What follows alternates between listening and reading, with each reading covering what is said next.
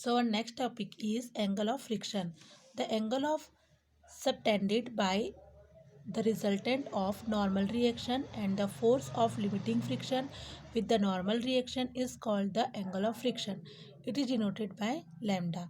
तो क्या कहा गया है, देखिए, angle subtended by the resultant of normal reaction means इसका जो एंगल है, ठीक है, इससे जो एंगल बन रहा है उसका जो रिजल्टेंट बन रहा है, किसका रिजल्टेंट, जो नॉर्मल रिएक्शन है ये और किसके बीच में, फोर्स ऑफ लिमिटिंग, इन दोनों के बीच में, आर और एफ एस के बीच में जो रिजल्टेंट एंगल बन रहा है, ठीक है, जो रिजल्टेंट यहाँ पर क्या हो रहा है, बन रहा है resultant of normal reaction and force of limiting reaction with the normal reaction, with the normal reaction, मतलब एंगल यहाँ नहीं बन रहा है, किसके साथ बन रहा है, नॉर्मल रिएक्शन के साथ, तब हम इसको क्या बोलते हैं, angle of friction, and it is denoted by the lambda.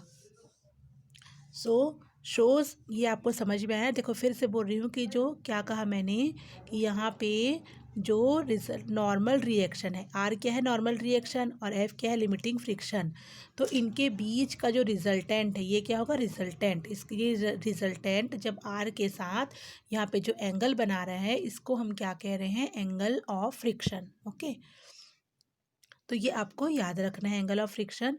अब ये जो रेक्टेंगुलर आपको ब्लॉक दिखाई दे रहा है lying on the horizontal plane, ये जो ब्लॉक है, ठीक है, state of limiting equilibrium the force acting on the block, इस ब्लॉक पर आपको पता है कि कौन कौन से फोर्स जो है वो एक्ट कर रहे हैं, ये इस पे इम्प्लीमेंट हो रहे हैं, that are weight M G of the block in vertically downward, M G जो है वो डाउनवर्ड है, उसका जो वेट है. नॉर्मल रिएक्शन कहाँ होता है, वर्टिकली अपवर्ड. एक्सटर्नल फोर्स जो है वो है एफ और जो लिमिटिंग फ्रिक्शन है वो है एफ एस. तो ये चार हुए, एक है M G downward, R upward, F external force है, external force, and F S is limiting friction और स्टैटिक फ्रिक्शन का फोर्स है, जो इस ब्लॉक को इक्विलिब्रियम में, यानी कि इसकी जैसी कंडीशन है उसी कंडीशन में रखने के लिए इसमें फोर फोर्स अप्लाई हो रहे हैं. ठीक है, सो अब हम क्या इसमें गेन कर रहे हैं, क्या फाइंड आउट कर रहे हैं, therefore the angle between O C and O B, ये जो ओ सी है और ओ बी है यही क्या होगा, आपका एंगल ऑफ फ्रिक्शन है ना, that is denoted by the lambda. It is right angle O A B in right angled triangle O B C. It means ये राइट एंगल ट्राइंगल है क्योंकि यहाँ पर क्या बन रहा है, 90 डिग्री का एंगल है. ठीक है, तो ये राइट एंगल ट्राइंगल हो गया. अब इसके अकॉर्डिंग क्या होगा, टेन लैम्डा, टेन थीटा की जो वैल्यू होती है वो क्या होती है, परपेंडिकुलर अपॉन बेस.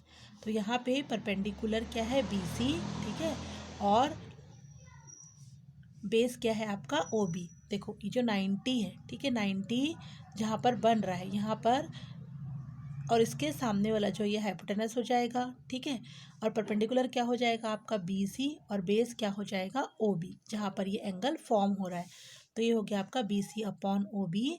और हम क्या जानते हैं कि ये जो रेक्टेंगल है इसके अपोजिट साइड्स क्या होते हैं, इक्वल, है ना. तो उसके अकॉर्डिंग हम क्या कर रहे हैं, यहाँ पर B C is equal to क्या ले सकते हैं, ओ ए, और O B is equal to हम ले सकते हैं यहाँ पर O B is equal to O B ही लिया गया है. ठीक है, अब क्यों ऐसा लिया गया, क्योंकि ओ ए इज इक्वल टू हम क्या लिख सकते हैं, एफ एस लिख सकते हैं, और O B is equal to हम क्या लिख सकते हैं, आर. ठीक है, तो हमको क्या मिल जाएगा, टेन लेमडा ही क्या है, बट हम क्या जानते हैं कि जो म्यू एस होता है, स्टैटिक फ्रिक्शन क्या होता है, एफ एस अपॉन आर होता है.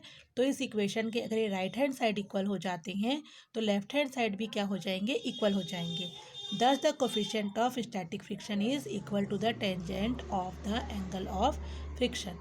क्या कहा मैंने, जो कोफिशिएंट ऑफ स्टैटिक फ्रिक्शन है इसको हम क्या कहते हैं, कोफिशिएंट ऑफ स्टैटिक फ्रिक्शन, और ये किसके इक्वल हो रहा है, tangent of angle of friction. ये हुआ टेन के लिए टेंजेंट और लैम्डा क्या हुआ, एंगल ऑफ फ्रिक्शन.